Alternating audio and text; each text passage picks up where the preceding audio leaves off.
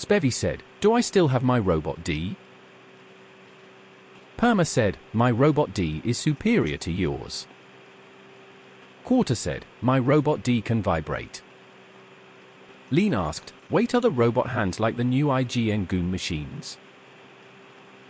Spevy said, "My Robot D shoots electric shit apparently." Then later, a huge group mission was done little past the curfew at night in Sector A, where they all stay in now.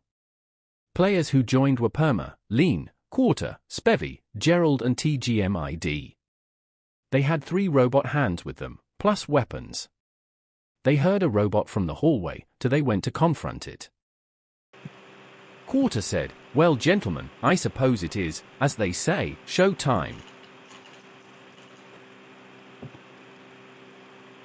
They attacked it, but not the proper way. It rang an alarm and resulted in more of them to arrive. Lean and Gerald stayed in the hallway to fight.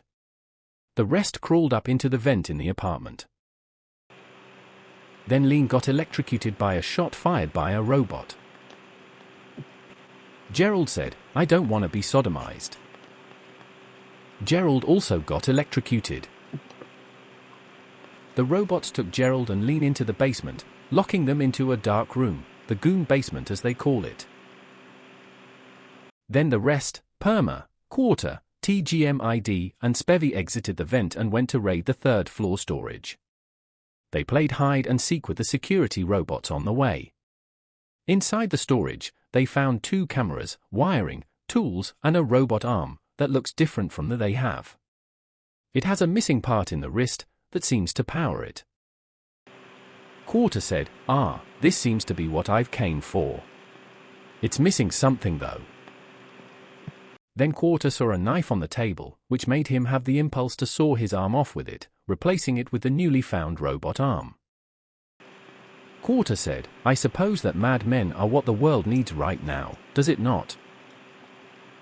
Spevy said, "Wait, Quarter. What are you thinking?" Then as Quarter saws his arm off, one drop of sweat falls from his jaw, and his face is blank as the arm falls to the floor. He then attached the robot arm to his body. Afterwards, Spevy helped by burning the wound and the others used the medical supplies to treat him. Then they made it to the worship room. Inside they saw the same white posters of the red symbol all over the walls. Also weird futuristic furniture and an altar against the wall. On the table they found white books with the same red symbol on them. Perma read some of the pages and found out that it talked about the AI revolution, how it saved humanity and achieved lots of things, praising and worshipping AI in this AI-looking text. Then they returned to their apartment.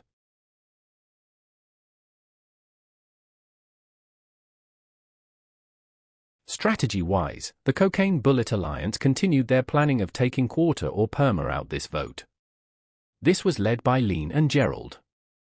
Quarter was standing with Perma, who agreed with everything he said.